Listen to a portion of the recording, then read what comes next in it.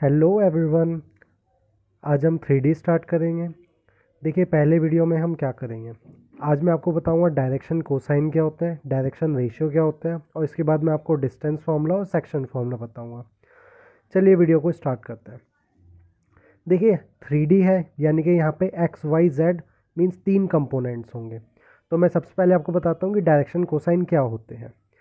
देखिए, सबसे पहले मैं ग्राफ ड्रॉ कर लेता हूँ, मीन्स जो कोऑर्डिनेट एक्सिस होते हैं मैं उनको ड्रॉ कर लेता हूँ, फिर मैं आपको उनसे बताऊँगा। ये आपका हो गया एक्स एक्सिस, ये हो गया आपका वाई एक्सिस, और ये आपका हो गया जेड एक्सिस।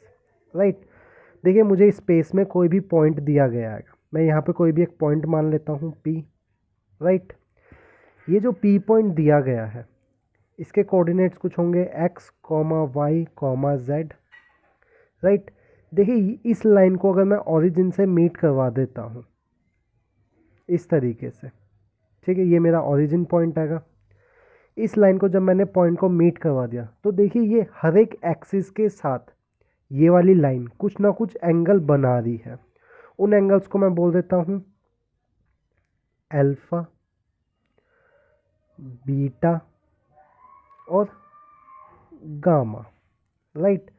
यदि मैं इन एंगल्स का कोसाइन ले लेता हूँ, देखिए यहाँ पे कोसाइन लिखा हुआ है, तो यानी कि अगर मैं कॉस अल्फा,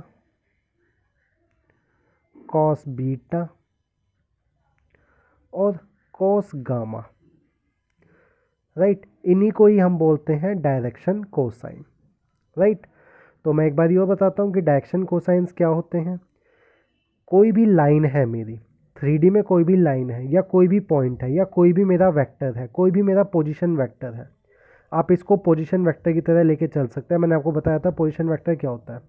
तो मेरा कोई भी एक ऐसा पोजीशन वेक्टर है जिसका पॉइंट एक्स वाई जेड दिया गया है, उसको मैंने ऑरिजिन से मीट करवाते हैं, तब वो मेरा पोजीशन वेक्टर बनता है।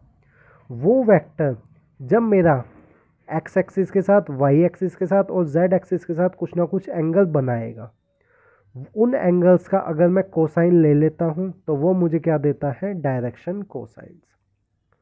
राइट। इससे ज़्यादा आपका डायरेक्शन कोसाइन कुछ नहीं होता है। मैं आपको एक फॉर्मूला और बताता हूँ।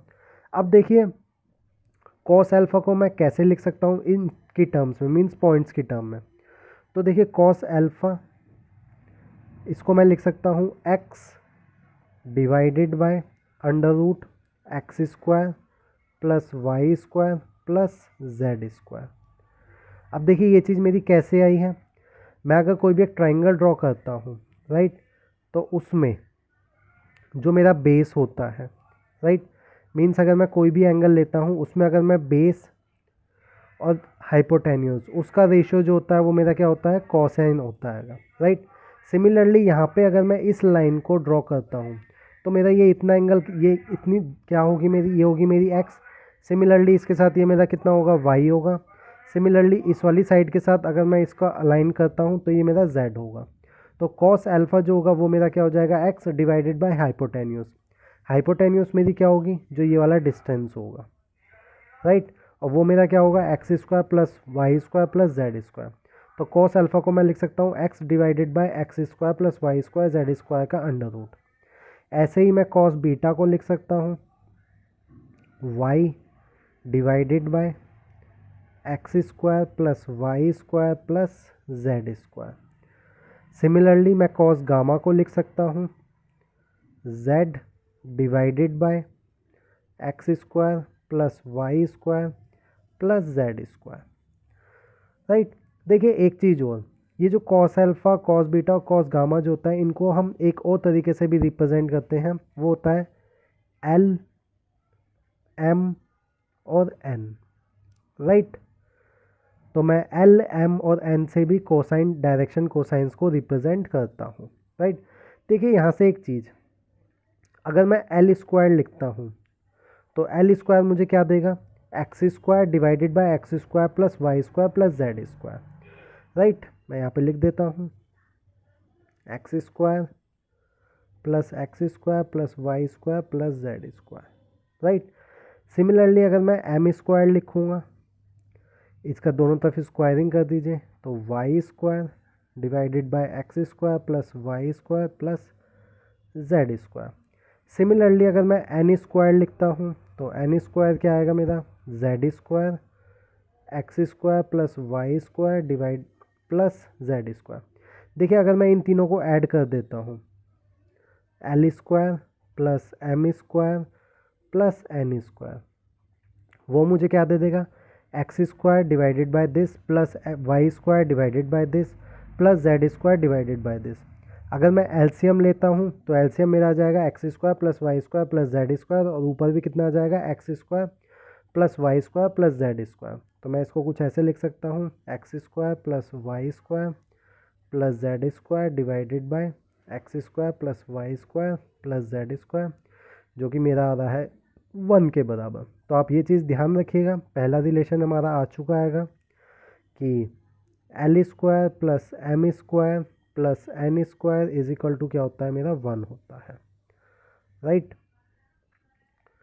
इसके साथ साथ मैं क्या बोल सकता हूँ कि cos square alpha plus cos square beta plus cos square gamma is equal to 1 होता है, राइट।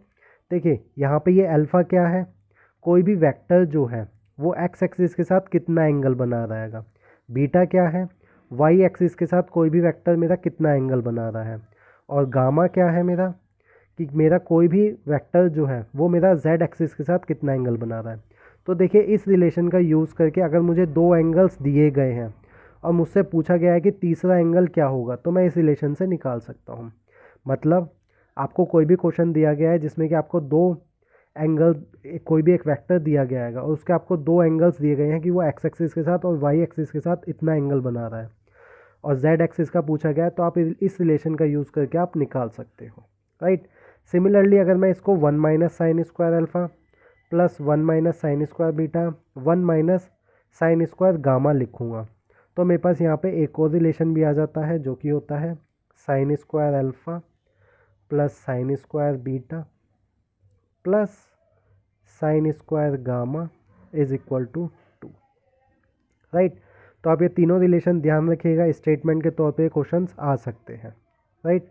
डायरेक्शन कोसाइन आपको समझ में आया होगा और ये तीनों रिलेशंस भी आपको समझ में आए होंगे। चलिए अब बात करते हैं डायरेक्शन रेशियो के बारे में। देखिए डायरेक्शन रेशियोज़ क्या है, डायरेक्शन रेशियोज़ देखिए कोई भी एक वेक्टर जो होता है, राइट, कोई भी वेक्टर के जो डायरेक्शन रेशियोज़ होते हैं उन्हीं को ही हम बोलते हैं direction ratios of the line. क्योंकि हम यहाँ पे 3D लाइंस के बारे में पढ़ रहे हैं, तो ये जो डायरेक्शन कोसाइन और डायरेक्शन रेशियोज़ जो हैं हम उनके बारे में पढ़ रहे हैं। तो डायरेक्शन रेशियो की अगर मैं बात करूँ तो कोई भी मेरा वेक्टर जो होता है उसके जो कंपोनेंट्स जो होते हैं उन्हीं को ही हम बोलते हैं उनके डायरेक्शन रेशियोज़। देखिए जैसे कि मैंने ए बी निकाला है, मैंने आपको ए बी वेक्टर निकालना सिखाया था, जो कि x2 minus x1 I vector plus y2 minus y1 J vector plus z2 minus z1 K vector, ऐसे करके मैंने आपको एक रिलेशन बताया था जिसमें x2 y2 z2 क्या होता था, मेरा b वेक्टर होता था, और a वेक्टर मेरा क्या होता था, x1 y1 और z1 कंपोनेंट्स के साथ होता था, राइट। तो ये जो इसके कंपोनेंट्स हैं, ये x2 y1 y2 minus y1 z2 minus z1, इन्हीं को ही हम बोलते हैं क्या, डायरेक्शन रेशियोज़, राइट।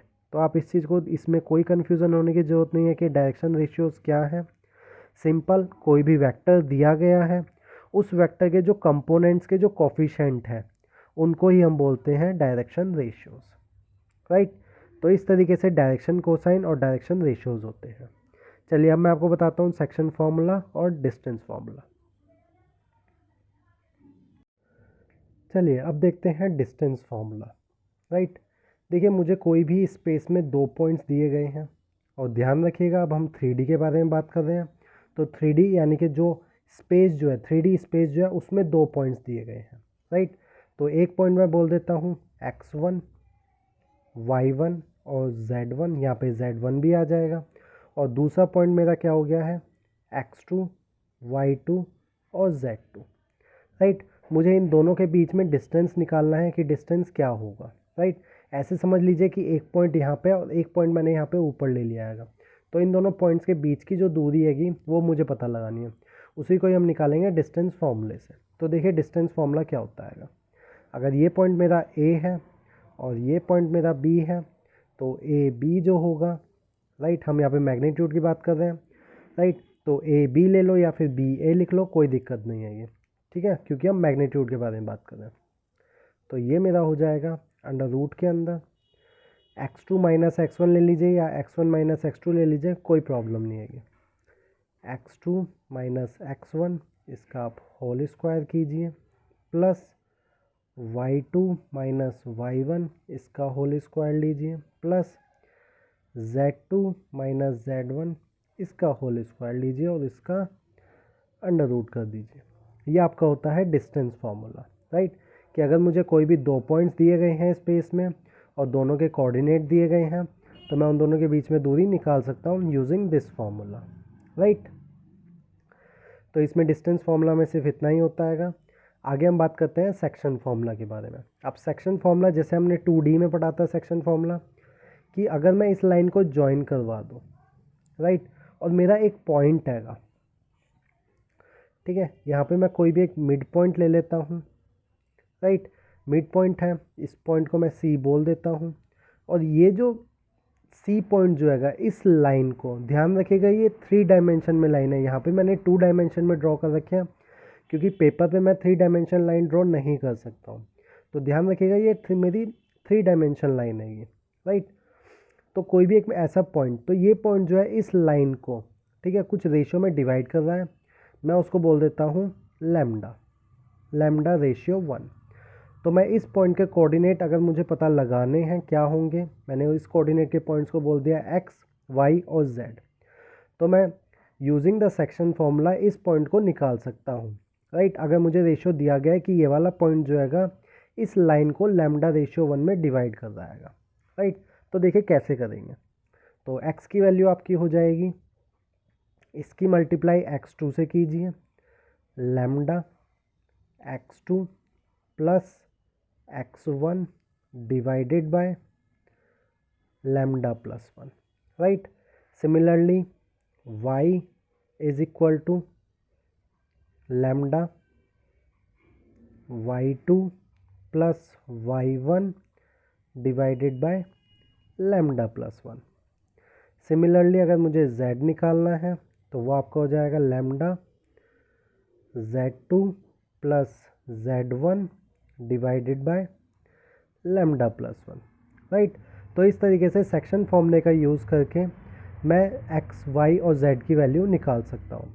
अब यहाँ पे देखिए एक चीज़ और ध्यान रखिएगा, अगर आपका लैम्डा पॉजिटिव है, राइट, तो ये लाइन जो है, ये वाला जो पॉइंट जो है इस दोनों लाइन के, मीन्स ये जो सी पॉइंट जो हैगा इन दोनों पॉइंट से जो लाइन हमने ज्वाइन की है उसके बीच में पाएगा, मीन्स इंटरनली पाएगा, राइट। कि जैसे अगर मेरी ये कोई भी एक लाइन है, ये ए और बी, और सी पॉइंट मेरा इसके इंटीरियर में हैगा, तो मेरा लैम्डा की वैल्यू क्या होगी, मेरी पॉजिटिव होगी।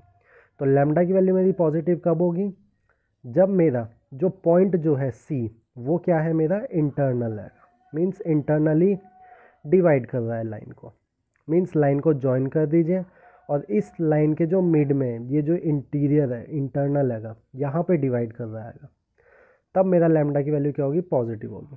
सिमिलरली अगर मेरा लैम्डा नेगेटिव है, राइट, लैम्डा अगर मेरा नेगेटिव आता है इससे, या फिर मुझे लैम्डा अगर नेगेटिव दिया गया है तो सी जो होगा वो मेरा कहाँ होगा, एक्सटीरियर होगा, एक्सटर्नली होगा, राइट। इसका क्या मतलब हैगा कि या तो वो इस साइड पे होगा कहीं सी, या फिर इस साइड कहीं होगा सी, राइट। यानी कि अगर मैं दोनों लाइंस को, मींस ए और बी पॉइंट को ज्वाइन कर देता हूँ तो सी जो होगा वो लाइन को एक्सटेंड करने के बाद आएगा, राइट। तो यहाँ से मेरा लैम्डा उस टाइम पे क्या होगा, मेरा नेगेटिव होगा, राइट। तो इस तरीके से हम सेक्शन फार्मूला और डिस्टेंस फार्मूला का यूज़ करके क्वेश्चंस को कर सकते हैं। नेक्स्ट वीडियो में आपको मैं क्वेश्चंस करके दिखाऊंगा इन्हीं फॉर्मूलों का यूज़ करके। अगर आपको मेरा वीडियो अच्छा लगा हो तो लाइक ज़रूर कीजिएगा, और फ्री स्टडी मटेरियल के लिए आप मेरी वेबसाइट चेक कर सकते हैं superblearning.xyz, और चैनल को सब्सक्राइब करना मत भूलिएगा। Thank you.